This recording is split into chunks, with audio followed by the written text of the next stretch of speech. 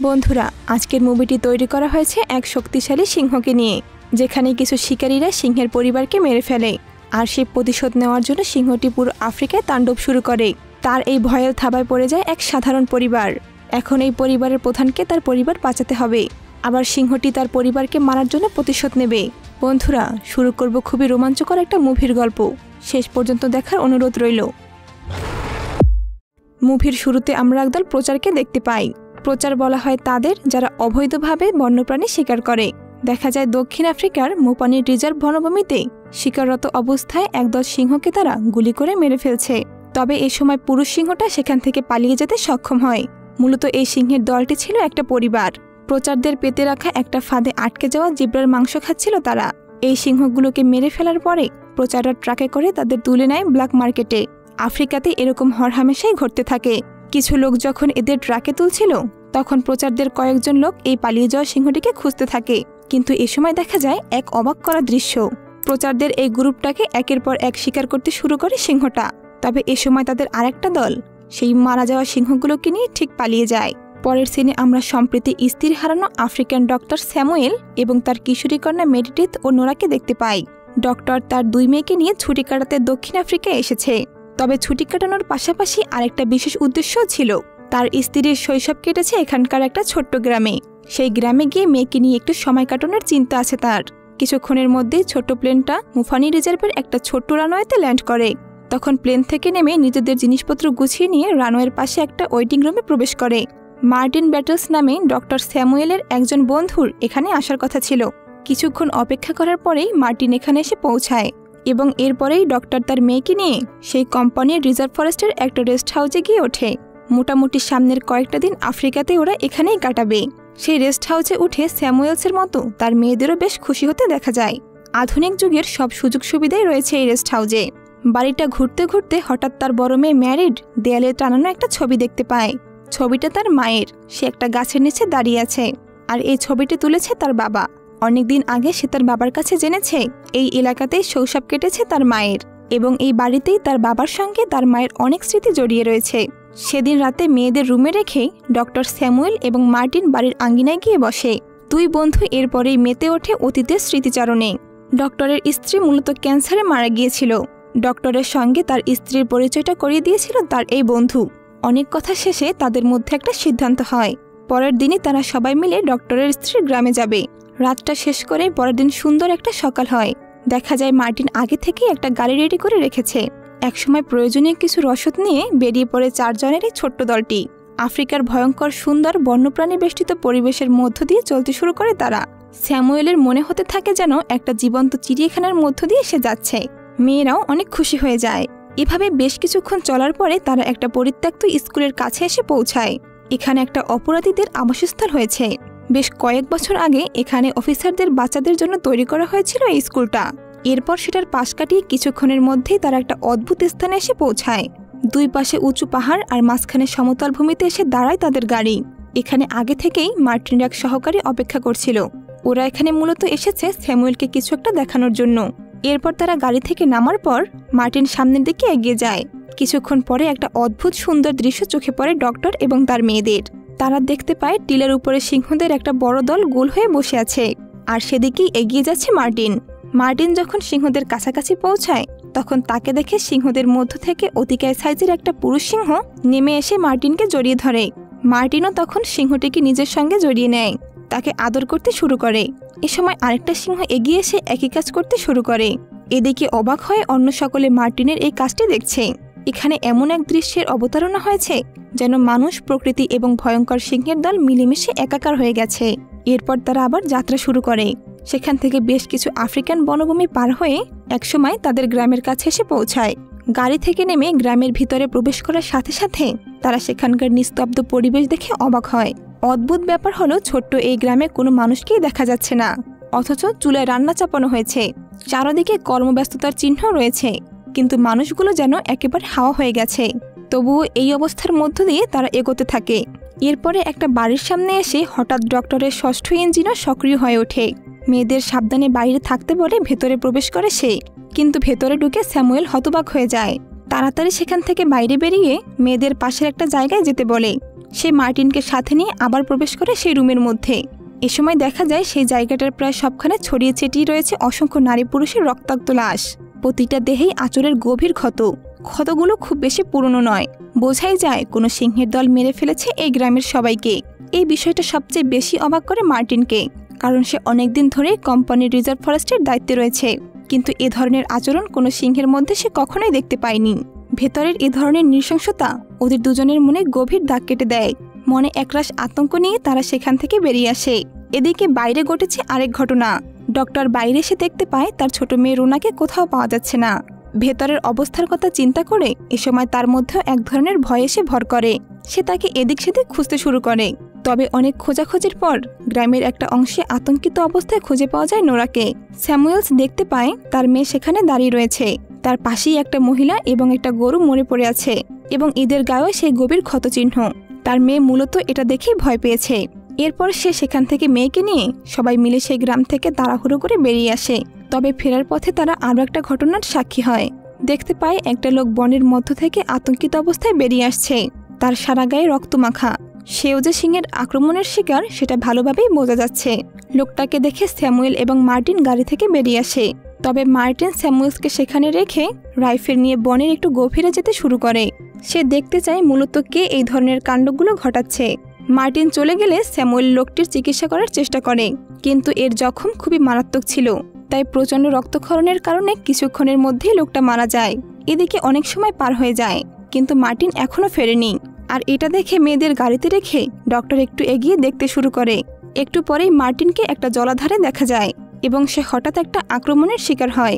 এদিকে স্যামুয়েলস দেখতে পায় বনের ভেতর থেকে বিশাল একটা সিংহ তার দিকে তেড়ে আসছে। আর এটা দেখেই সে তার গাড়ির উদ্দেশ্যে ছুটতে শুরু করে। সে যখন গাড়িতে ঢোকে ঠিক তখনই সিংহটি এসে গাড়ির উপরে হামলা করে।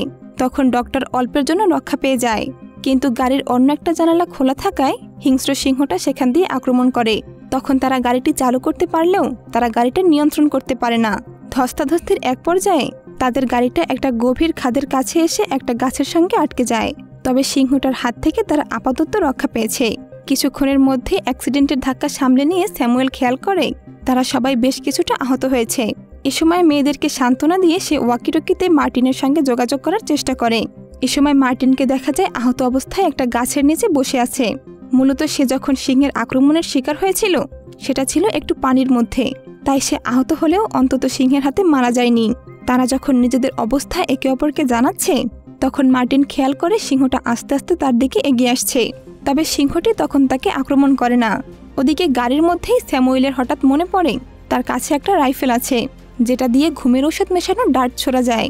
তাই সে রাইফেলটা বাক্স থেকে বের করে নেয়। সেটা নিয়ে গাড়ির সানড্রপ করে ডক্টর সেখান থেকে বেরিয়ে আসে। যখন সে সিংহটির দিকে নজর রাখে তখন তার বড় মেয়ে গাড়ির দরজা খুলে বেরিয়ে আসে, কারণ সে মার্টিনকে সাহায্য করতে চেয়েছিল।